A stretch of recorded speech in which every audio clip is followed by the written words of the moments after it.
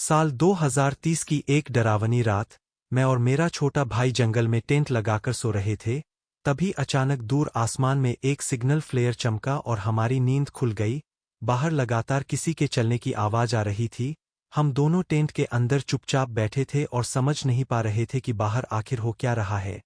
तभी टेंट की जिप धीरे धीरे खुलने लगी।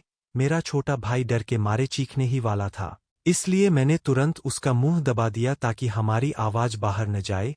तभी बाहर से तेज टॉर्च की रोशनी टेंट के अंदर पड़ी और हम दोनों आंखें भी नहीं खोल पा रहे थे। लेकिन अगले ही पल पता चला कि बाहर आए लोग कोई अजनबी नहीं बल्कि हमारे माता पिता थे। उनके चेहरे पर भी जबरदस्त डर था और उन्होंने बिना कुछ समझाए हमें तुरंत बाहर चलने को कहा। मैं अपने भाई को उठाने ही वाला था कि तभी जंगल में एक ऐसी भयानक आवाज गूंजी जिसे सुनकर हमारी हालत खराब हो गई। आवाज किसी इंसान की बिल्कुल नहीं थी। ऐसा लग रहा था जैसे कोई जंगली जानवर गुस्से में हमारी तरफ दौड़ा चला आ रहा हो। हम जैसे ही टेंट से बाहर निकले, हमारे सामने एक विशालकाय ग्रिजली भालू खड़ा था, जिसका वजन करीब 20 टन बताया जा रहा था और उसके मुंह से झाग निकल रहा था। हमें संभलने का मौका भी नहीं मिला और भालू अचानक हमारी तरफ झपटा। उसने मेरे छोटे भाई को जमीन पर गिरा दिया और उसके बेहद करीब पहुंच गया। मेरी मां डर के मारे रोने लगीं, जबकि मेरे पिता ने ऊपर लटके एक भारी लकड़ी के बॉक्स की तरफ इशारा किया। उस बॉक्स में हमारा पूरा कैंपिंग सामान रखा था। पिता का प्लान था कि मैं उसकी रस्सी काट दूं ताकि बॉक्स सीधे नीचे गिरकर भालू को रोक सके। लेकिन परेशानी ये थी कि बॉक्स हमसे काफी ऊपर लटका हुआ था और रस्सी तक पहुंचना लगभग नामुमकिन था। मैंने जेब से छोटी सी चाकू निकाली और पूरी ताकत से रस्सी की तरफ फेंक दी। चाकू रस्सी के किनारे से टकराया और कुछ रेशे कट गए, लेकिन रस्सी पूरी तरह नहीं टूटी।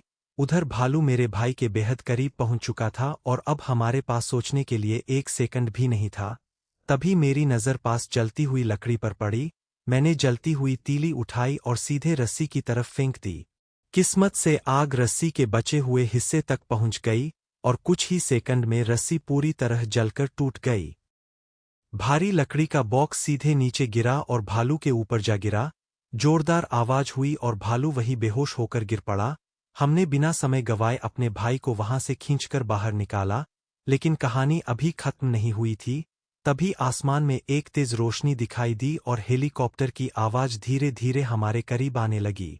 हेलीकॉप्टर से एक रेस्क्यू टीम ने लाउडस्पीकर पर आवाज लगाई, घबराइए मत, हम पार्क रेस्क्यू टीम है। हमें आपका सिग्नल फ्लेयर दिखाई दिया था और हम आपको बचाने के लिए आए हैं।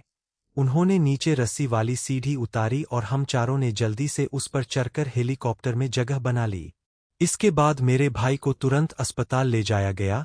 सौभाग्य से उसे समय पर इलाज मिल गया और हम चारों सुरक्षित बच गए।